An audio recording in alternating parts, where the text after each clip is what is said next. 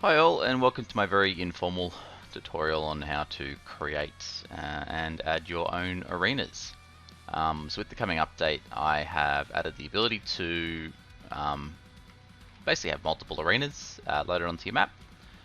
We'll load it into your server, sorry, and it will pick a random arena just when the game starts. So I just wanted to take you through how the arena is created, what each of the arenas actually do, what each of the props actually do, because the map here looks a lot different to what it does in when it's generated. So let's get straight into it. There's a couple of key components that you need to be mindful of. First things first is we always use the admin rocks only. So admin rock formation, admin cliff. I think this is the admin quarry rock, or it's actually called, it's a prefab I've made. Admin rock quarry. So all that sort of stuff is, yeah, there's all admin prefixed. And the reason why is because that's the one that we can actually spawn in game. It's the one FacePunch has given us. Now, a couple of things to note is the admin quarry rocks, the regular little clutter rocks, the big cliffs, and the arrow cliffs won't change rotation, but the formations will. So what will happen is when the thing spawns, it's going to rotate this at a random angle, just to diversify and change the landscape of your map up a little bit. So that's the first thing to keep in mind. Second thing here is we've got this little spawn here. Now, I probably won't ship it like this. I'll probably just show you how this kind of works and what each piece actually does and what it represents. But yeah, let's do that. So I'll just break this prefab. Now, the most critical component of this is the barbecue. So bbq deployed. Again, this is a deployed asset, so we can actually deploy this in game and spawn this in game. And the reason why it's so important is because that acts as the center location for where the players spawn in, or where they enter the arena from. So yeah, that basically this is kind of ground zero. So you always want to make sure this is where you want your players to enter your arena at. And this is also where the circle is going to spawn from. So it's generally best to have it relatively centered within your map. The next thing we have here are the skull fire pits. Now these, because I couldn't find the deployed variant inside of Rust Edit, because I'm by no means an expert with Rust Edit, I used the skull fire pit to replace the wooden gates. So if I go up to Tools, Prefab Tools, Replace Selection, and Replace All on a Map, and if I choose a gate, replace them all, you can see here that these are actually representative of the gates. Now it's the same thing with these snow machines. Because I couldn't quite figure out how to put the deployable building blocks on there without them buggering up, I did the same sort of thing. I just replaced the selection with what was it, a roof something or other, a roof triangle.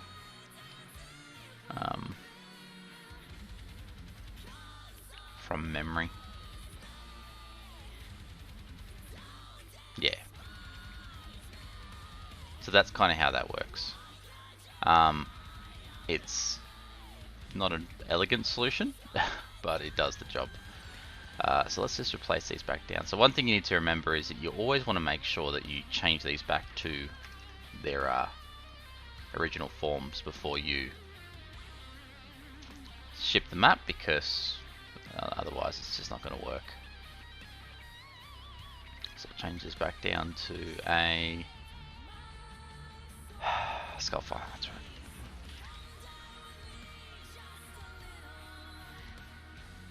Cool. Alright, so back to normal now. And these quarry rocks are just simply for balance, just so there's no way for players to slip under the gate or what have you. So yeah, that's how the spawn position works. You just simply do that and put it where you want it, and happy days. The plugin will automatically lock any gate that it finds, any gate and door that it finds on the map. So keep that in mind as well when working with gates and doors, because you don't simply have to have the gates limited here. You could have the gates anywhere you like, but bear in mind that the plugin will open them and they will be locked. Next thing we have here, we have a Pookie Bear. and a carvable pumpkin, and you'll actually see an electrical branch under here as well. These are our three representations for trees, bushes, and logs. So the Bookie Bear is representative of a tree.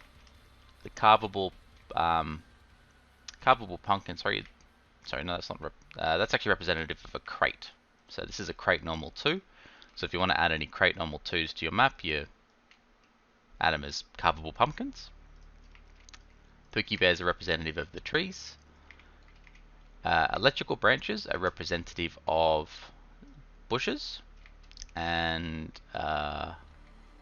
flashes, that's right, the flashes are representative of the logs. So if I go to my hierarchy here by pressing H, type in flasher, and just select one of them, and go up to my prefab tools and replace the selection with, we'll just choose any log. So we'll just choose a dead log A. You see all the flashes have appeared here now. Now if I do the same thing with my electrical branch, prefab tools, replace selection, and we'll just choose a bush.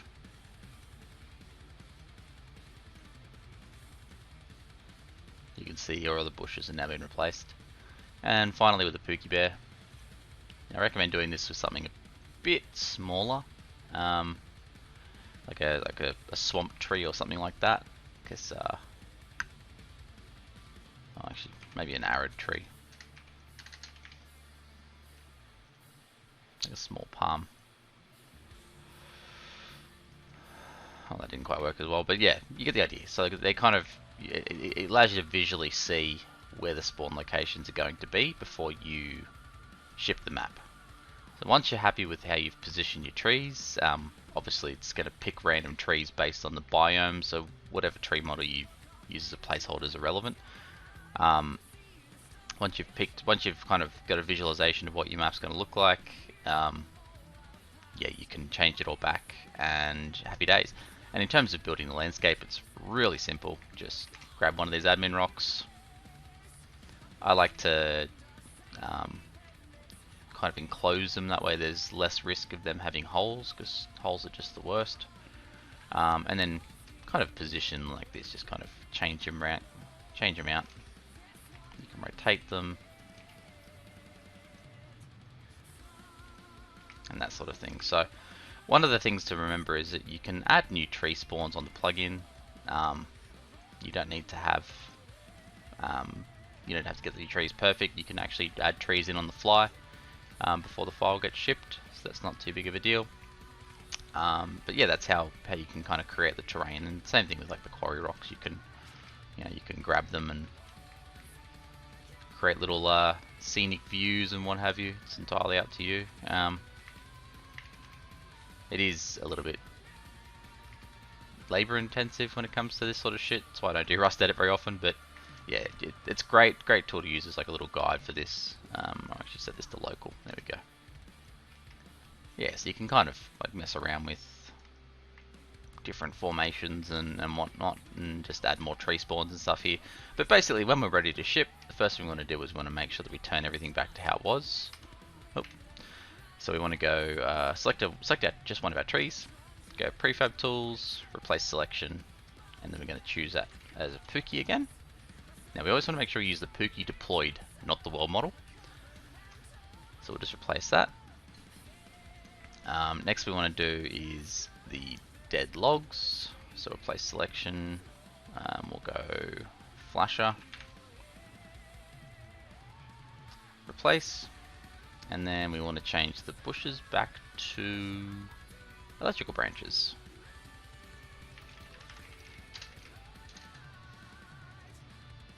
Replace. Cool. Alright, so our map is pretty much ready to ship. Now, rule of thumb, if you want to add any other stuff on here, at this point it's kind of trial and error.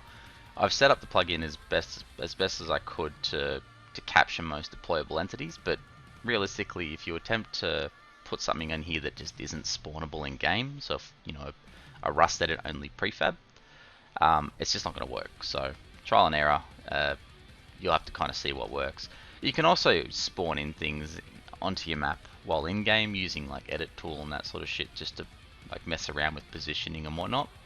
And then you can also capture that as well. So that's another sort of method you can use to go about it. You can build little building constructs with your with like a plan and stuff up here as well. Yeah, but we'll get into that in just a sec. So our map is pretty much ready to ship. So the only addition we really made was just this here. So what we can do, just to showcase how it actually functions with the biomes, we'll get rid of the water. We'll get the terrain painter. We'll add a bit of a temperate biome. Sorry.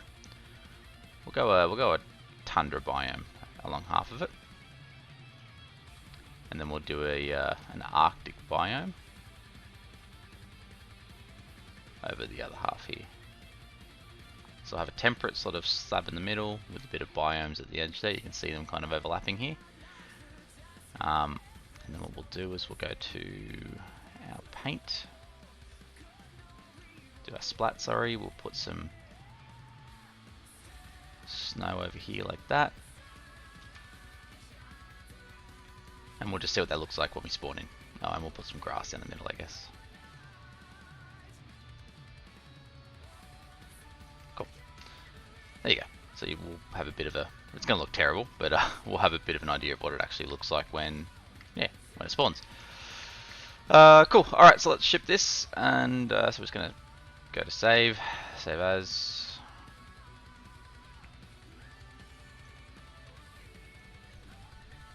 And we'll see you in game. Alright, so we're in our map now. You can see here I've got a little transitions between them.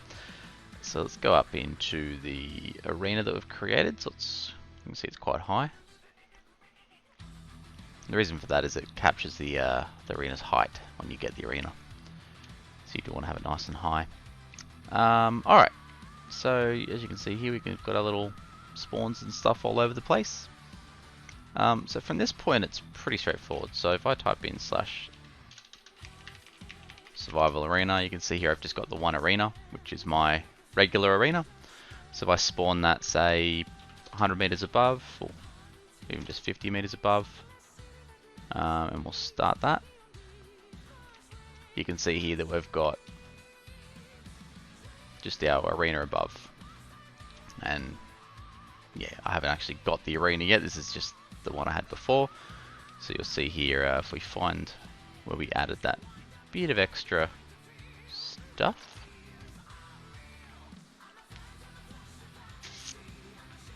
Wherever it is.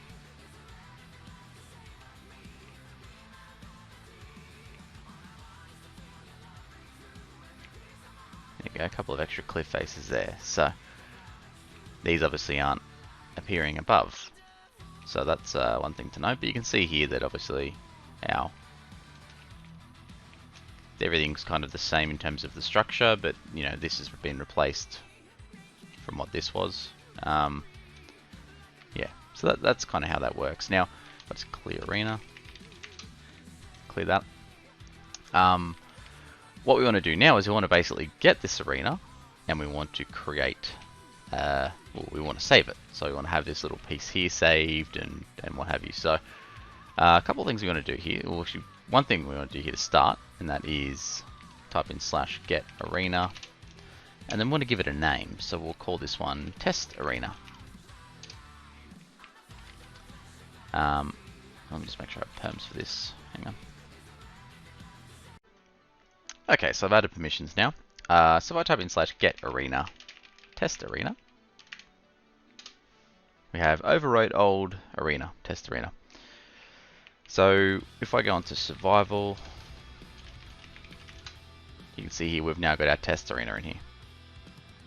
So if I want to spawn this in, we'll say, well, tell you what, we'll just spawn it over the existing one here, and we go start. You can see it actually spawns the arena over the top, which allows us to make sort of changes within relevant positions. So if I do /clear arena, yeah, it all works fine. Happy days. Alright, so I'll give you a couple of examples of ways you can spawn things. So I have the edit tool on my server here. So let's just pop in a, I don't know, what's something in Rust's items that we can mess around with. I don't know, let's try concrete barricades. So we'll give ourselves a couple of concrete barricades and that sort of thing. So we'll pop a couple of these little bad boys around, just to show you how that kind of copies across. And we'll put some sandbags down for whatever reason. Some other stuff that we can use. Some stone barricades are always nice.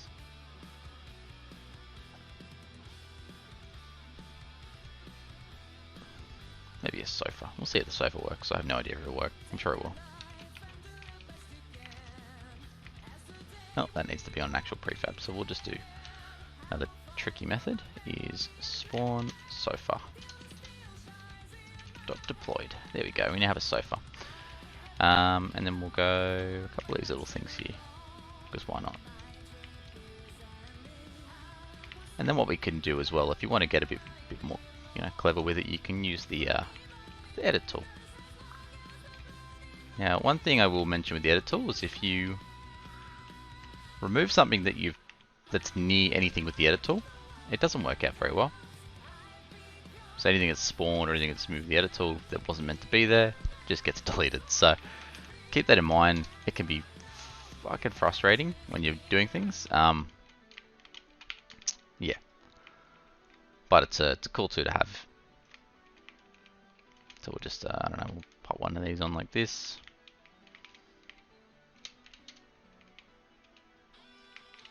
Rotate her around a little bit just to show you how it can kind of keep its position. Alright, now we're ready to get our arena again. So we'll go get arena, test arena, survival arena, we'll select that, we'll spawn at 50 above. And you can see we've got our placements. So that's a really cool way that you can kind of do this. So if I clear the arena, those will get destroyed. Now what I'll do is I will spawn the arena here. So we'll go survival. And we'll just spawn it over the top. And the reason for that is we're going to do some adding of trees. So if I want to add a tree, all I need to do is just do slash add tree.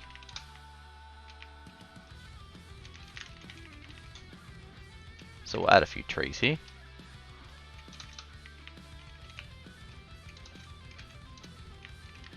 And it's just going to add random variations of the tree depending on the biome that we're in. Might want to add a bush, so we'll do slash add bush. Add bush. And we'll do one more bush down here.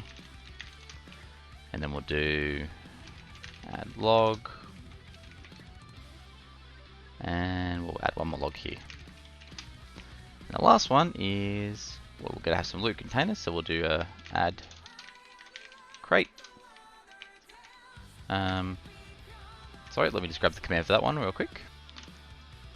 Sorry, that one was add loot.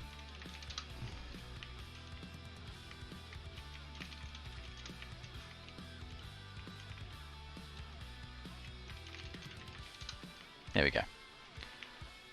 Okay, so let's clear our arena now. All of that stuff just disappeared, including the thing that just broke, and that's what I mean by spawning the arena over the top of it. It can cause the stuff that isn't meant to be there to get destroyed. So let's spawn the arena now. We'll spawn this a little bit higher up in the air. And let's see what's here. So we've got our loot crates, we've got our trees, our bushes. You know, you can see things are starting to come together. So that's how you can kind of create or add your own.